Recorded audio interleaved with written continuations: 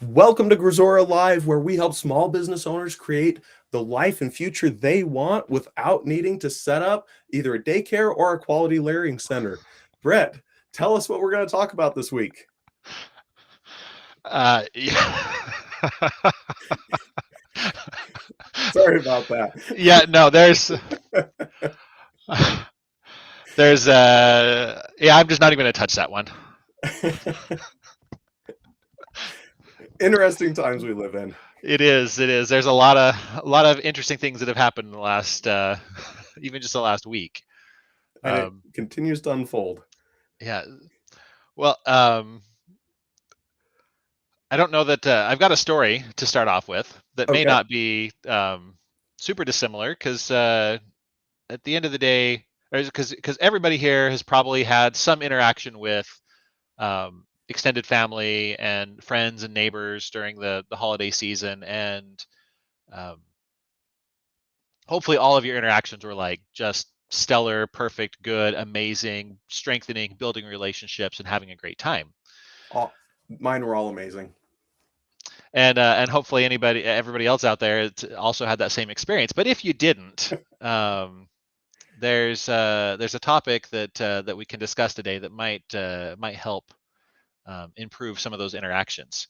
And to set the stage, I'm going to tell a story about that I heard firsthand when I lived in New York City. And so the guy that told it to me, he said when he first moved to the country, to the United States, as a teenager, and with Spanish being his primary language, he still didn't have English down that well. Hmm. And he'd been invited to a friend's house to hang out with some other teenagers. And some of the teenagers they were playing card games in one corner of the room, and I think some were watching a movie, and so they were kind of all spread out. And he and this girl were playing pool, just them together. And he's trying to make conversation, and he notices that she has a pretty smile, and so he tells her, "You have nice teeth." Well, anybody here who has had to learn English as a second language knows that there are some words that don't come out when you're learning, and the Oh, way that you think they should, or, uh-oh. or at least it's not, it doesn't what other people hear isn't what you think you're actually saying. And so he thought he was saying you have nice teeth, and what was heard is you have nice teats. Oh, man. And so um, as expected, Did she this slap him? this young lady was a little concerned. No, he did not get slapped. Oh, okay. Um, but she just kind of looked at him like did that real is that what you're really trying to say? Because obviously Mm, she knows that English isn't his primary language. But gotcha. um, and so the guy that invited him over came over, and they talked for a little bit, and he's like, "You have nice teeth." And finally they uh, they got things figured out to what he was actually trying to say. And we can look back at it and laugh, because it is kind of a funny story about a learning experience that you have, interacting with people. Because anytime you're interacting with other people, it can go a lot of different ways. And but there's some real lessons in it, for the way that we communicate with others. And there's two questions that we can ask ourselves. One of them is the message that I think I'm giving the one that's being received? And then we can flip to the other side. Am I receiving the message that's actually being intended to be sent? Hmm. Or am I filtering all of it through my own bias and not even listening? And and that's something that affects the quality of our life and what we're able to achieve on every level, in our families, in our business, with employees, with vendors, with customers. If you if the message isn't making the right connection, you then things don't go well, and you may not even know why. Yeah. So it's actually a relatively difficult issue to diagnose, and then without some real self introspection, or having a trusted friend that you will actually put your guards down and listen to inform you of the issues, it's something that's really, really difficult to overcome. That to me, huge indication that things are not being communicated the right way is when you're attracting the wrong customers, or if you have employees that you don't feel like you can trust, or you don't feel like they're going to do the right job. That means there's been a breakdown of communication along that path. So I think when things are not going the way you're expecting or hoping, that probably means somewhere upstream there's some disconnect between what you think you're announcing to the world and what the rest of the world is actually hearing you communicate to them. And so you're sending out the wrong signal. So you can use all of the data coming back of how life is going, how business is going, as kind of a metric for, am I doing a good job communicating? Right. Well, and I mean, how long have we heard that communication is the number one most important skill that employers look at? Um, I still question how do we actually look at that Right. in real effect, but that it's a skill that's highly valued, the ability to communicate effectively.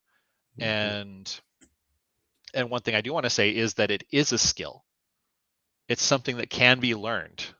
It's not something that some people are born with and some people aren't. Obviously, there's people who are more naturally talented at it, but it's still a skill that everybody can develop and get really good at it.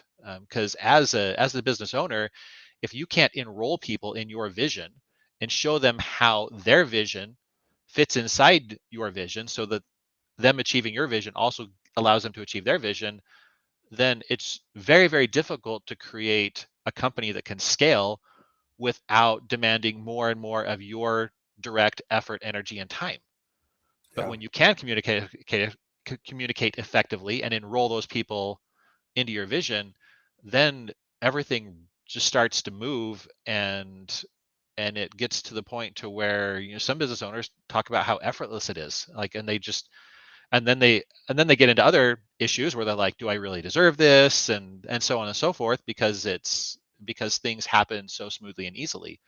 um, but again, without that basis of good communication, you can't get there in the first place. Right. Yeah, I saw some studies that had been done on people and what kind of job they had. And so workers that have menial physical labor type jobs, their vocabulary was, say, this big.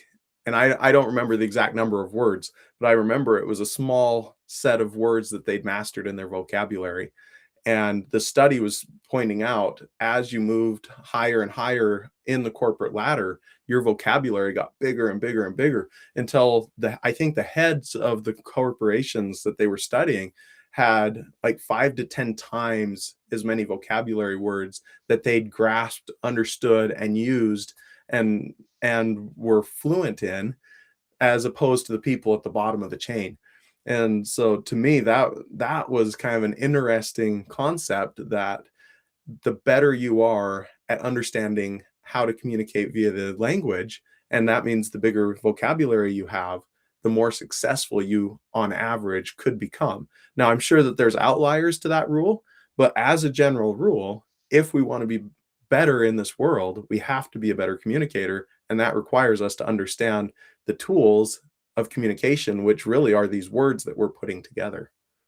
Well, yeah, and at the same time, I mean, your ability to engage with people is directly tied to that. I remember um, in the early days of my first company, I was talking to a gentleman from Mexico, and he was attempting to speak to me in English and explain um, something that was going on.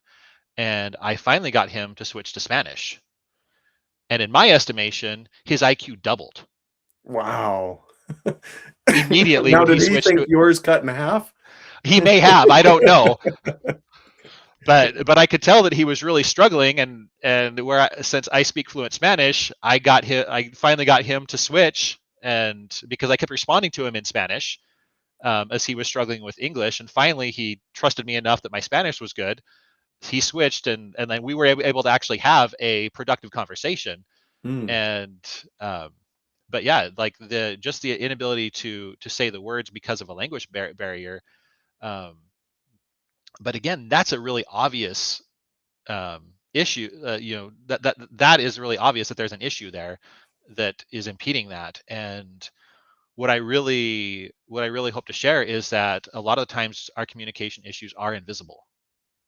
We have no idea because um, when we talk to people, we tend to have another little voice in our head Yeah. that's going on, and so does the person that we're talking to. And so anytime you're talking to one other person, there's actually three different conversations going on: the one they're having with themselves, the one you're having with yourself, and the one that's happening between you.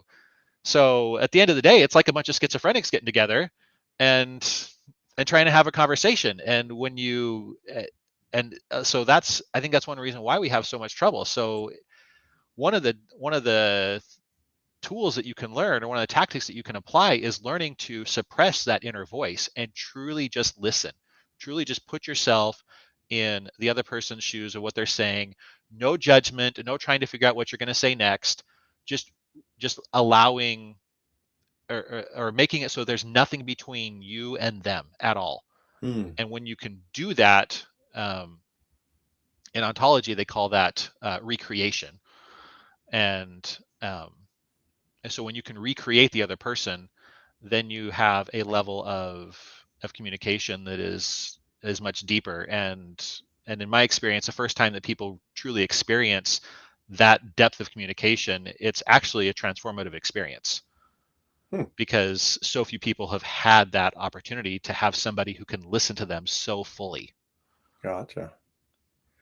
I used to have a neighbor and we would have conversations. I'd only finish about half of what I was saying before he was already starting to respond when I hadn't even completed my thought yet. And it just got to the point where I realized it really didn't matter. I didn't even have to open my mouth. He already knew what I was going to say. and and so all I had to do is just open my mouth enough to make some noise. And then if I stopped, he'd start talking again because he already had the whole conversation mapped out. He knew what I was going to say. He knew what he was going to say. He knew how I was going to respond to, he knew how I was going to respond, how he was going to respond to how I was responding. Like it was great. He could have saved us both some time and just had the conversation himself for all that it really mattered. So, Yeah, yeah. Then those are the kind of conversations that you once you get out of physical proximity, you tend not to go back to anymore either. right. Yeah. But I love this concept because we, inside of helping people with Grisora, we have a whole area dedicated to this idea of communicating with your customers and with your team. And in the modern world, we call that marketing, we call that advertising, we call that branding, we call that building your organizations like their their character, the character of the company, and all of HR, that. vision, values. Exactly. All of that, you can sit down as the owner and understand who that is. A lot of owners haven't never done that, but they could sit down and understand exactly who my company is, how everything's supposed to run. But when they forget to communicate that effectively, it's the same as if they've never built it because everyone else is just making the same assumptions that, oh, they've never said how the company's supposed to respond. I'll just make it up myself. But when the companies take that and communicate it clearly, it makes such a difference because everyone starts to be on the same team, much like you see a sports team playing. But it all requires good communication and understanding those other people, what they believe, what they think, how they think, and what they understand.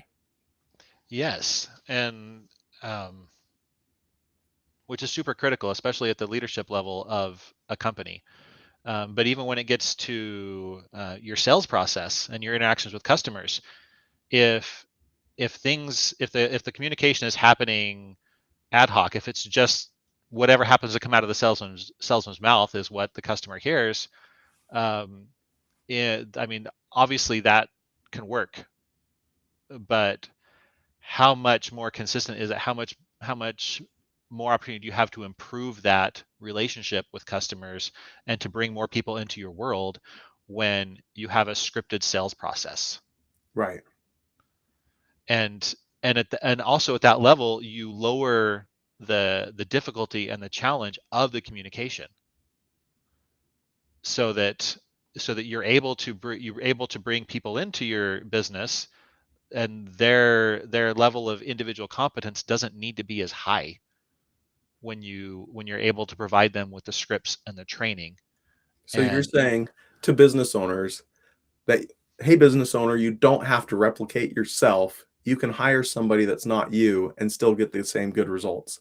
Absolutely. And Yeah. that's what the whole everything that we're trying to do with Gazora is all about is what are the things that we can do to help a business owner change their mindset from being I um, I am a small business, which is essentially what most of them are saying, because without them the business doesn't exist, to I Mhm. own a business. Yeah. Because again, one of the things that annoys me the most, um, I guess annoying is the wrong word, but one of the things that it's sad is when people are so proud that they are the owner and CEO of a small company. It's like, wouldn't it be much more exciting just to be the owner and not the CEO? Like, isn't that why you started in the first place, so that you can have the freedom to choose Hmm. what you want to do? Well, and I would even push back a little bit on that. From my perspective, it's okay to be the CEO, but the CEO doesn't have to be in the trenches all day, every day. Yes. Yeah. And so I wanna make that distinction because we look at some of the biggest names in the world, and they have these massive companies, and they are the CEO of the company, and yet they still have enough time to be out on their yacht, and they're out traveling the world, and they're out doing all these good, and they have their foundation, and they have all these different things they're doing on top of being the CEO. The CEO is not always a full-time job in the traditional sense. Yes, and that's a good clarification, because that is exactly what I'm meaning when they say owner CEOs. I mean, I'm the guy in the trenches. I'm the guy making everything happen. And that is as you think about it, that's a self-imposed cage Yeah, that doesn't let you spend the time with your family that you'd like to spend. It doesn't let you have the impact that you would like to have. It doesn't let you do any of the things that you really want when you end up being the guy that has to drive everything on a day-to-day basis. exactly.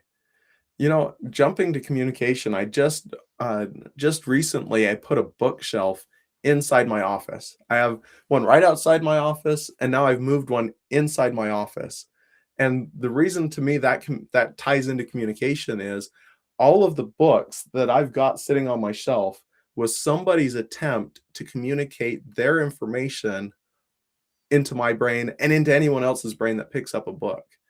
And some books are extremely effective at communicating their message. Others, you pick it up and you maybe grab a book and you're looking at it and you're like, whoa, there's 300 pages or 200 pages in this book. I could have boiled that down to one paragraph and gotten everything I needed to out of the book because they were so terrible at communication. And I think humans are a lot like books too. Some of them are extremely verbose and never say anything important, but they'll talk to you for an hour and a half just to say good morning.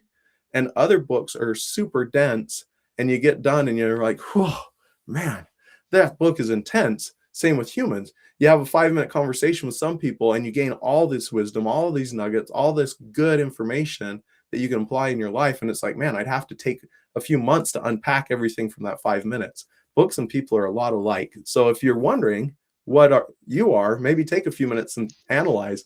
Am I a book that says nothing but talks all day, or am I a dense, heavy book, or what kind of book am I? Yeah, and it's in these different questions that we ask ourselves where we can really find that growth and the ability to change and adapt and that choice to become who we want to become and build the life that we want to build. Yeah. Unlike a book, we're not published and stuck that way, right? We are definitely not we don't have to be anyway. We don't have to be the same. We can let go of past habits. We can let go of beliefs, and we can adopt new things. Which again, we had this stream several weeks ago about setting goals and looking forward to the new year, and and hopefully, um, given that it's the fifth, whatever resolutions you may have set, assuming that you did, um, those are still going strong, and will continue to do so. Because and again, going back to that, I just as a reminder, I urge you just to pick one one thing to really focus in on, and until you've got it, for the next 3 months. and then pick another thing. Don't if you've got so many resolutions that you think you're going to fall off and not keep any of them, just skip that hurdle and let go of them and pick just the one, so that you can actually do it and get it to become part of your life. Yeah. And along with that, with the resolutions, if you're in a position where you're not seeing a lot of success, one trick you can do is communicate your resolution to the world. And the more you do that, the I've heard some people say never communicate your goals and your hopes because people are going to crush them. But at the same time, if you do communicate what you're trying to accomplish to people and you're asking people for help, be like, "Hey, I'm looking to lose 30 pounds this year. If you see me eating a sugary treat, please slap it out of my hand." Right? And you start communicating that to your circle of trusted individuals, they're going to start holding you accountable because they now know what it is you're trying to move forward with, what you're trying to accomplish in life. And so that communication actually can make your job easier to accomplish what you are trying to accomplish. Yeah. Well, and on that, it's that, do you share, do you know not share? And I've experimented with both. And at the end of the day, it's what I've discovered is less about whether I share or not, and more about who I'm sharing to. Mm, If the people that I'm sharing with are people who want more from me than I want for myself, then it is all yes. How can we help you? Let's make this happen for you. And it's a lifting, empowering thing. Whereas if the people that I'm sharing with are threatened by my potential improvement because they worry that it might make them less, then then it really is very negative, and sharing can be detrimental.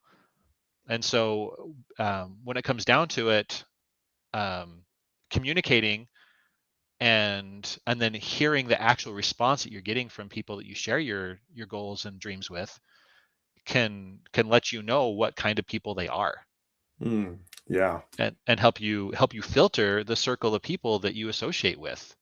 And again, that I don't think that means that you have to just straight up cut people off, but you can start to minimize the time and energy spent with them, and increase it with those who are like-minded and want to build a better world. Well, and as a teenager, my dad taught me a lesson that's excuse me, really stuck with me. He said, "You don't share everything with everyone." So you look out in the world and you're like, "Oh, these are some of the people that I work with. I share work stuff with them. These are people that really enjoy mountain biking. I'm going to share my mountain biking world with them. These are people that share my faith. I'm going to share faith related things with them. And I'm not necessarily talking about my work with my faith people. And I'm not necessarily sharing all my faith things with my mountain biking people." So you understand what is that relationship you want to have with people, and then you communicate the right stuff with them. You don't have to spill all your guts on everybody in the exact same way. Yes, yeah, very, very true.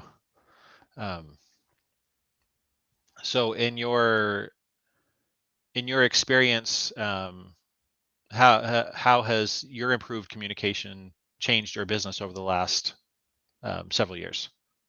Sorry, I wasn't listening. No, just kidding. So that's an amazing question because I was trapped in a cage and I built that cage myself. And I remember having a conversation with you several years ago where I was questioning whether it was even important to have regular meetings with my whole team. And I think that you kind of took out a proverbial stick and beat me with it. It was like, how could you run a company without that? I was like, I don't know. I don't know. I don't know. And it really was an eye-opening moment where the idea was those meetings may communicate base level stuff, but more importantly, those meetings are an opportunity to convey the culture of the organization and to communicate that with the whole company. Prior to that, my employees, they were scattered all over. Texas, Utah, Idaho, they didn't ever communicate. They do their job, have their blinders on, do their thing, and then hope someone else was taking care of it. But once we started recognizing that, no, we want to be a company that does have open communication back and forth, we have a culture that is one of good communication, taking responsibility, supporting other people, all of those kind of characteristics, the employees started embodying that. And then they started living that. And now they're communicating back and forth. And I'm only aware of this much of the communication that's happened, just a teeny fraction of the total communication, because we set the stage and we started setting the expectation of, hey, when you work here, this is the way we operate. And once people understood that, they rose up to it. We had a couple that over time have said, oh, you know what, I'm not that kind of person, and left. And oftentimes it becomes very obvious when they're not going to be a part of the culture, and they'll kind of kick themselves out oftentimes. But the ones who stayed, amazing. The company runs so great. I love it. And it's amazing to see the way that people step up to really fulfill how we want to be as an organization. Well, and one of my favorite things that I heard you say is, a little crudely, is that they cut you out of the loop. Like you're not even involved. Like you went from having to micromanage and direct each individual person, giving them their tasks, making sure the handoff happened, dealing with the fire between there because it probably never happened very well, Yep, to where you've been completely cut out of most of those communication loops, and work just flows through, um, much more easily with less fires. And you probably see much less smoke in your organization today than you did even a year ago. absolutely. And it's not that I see less, it's that there is less. Yes, that's an important distinction. Yeah. So So yeah, communication, it is, when done right, will help. It's one of those behind the scenes tools that leads to everything running better. yes, and we're about out of time, but just really quickly, just want to point out that it can be done wrong. Yeah. The meeting that could have been an email. Yep. The you want there's a lot of great information out there, and we can probably cover more of it here. Um, but as much as many companies don't communicate enough, some companies communicate too much and in the wrong way, and that can also be detrimental. So you have to find that balance, and a lot of times that balance does depend on the culture that you want to create for your organization, um, which which is sourced from the founder usually. Absolutely. I love it. That's a great spot to end on. Thanks. Thanks, Thanks. everybody. And we'll see you next week.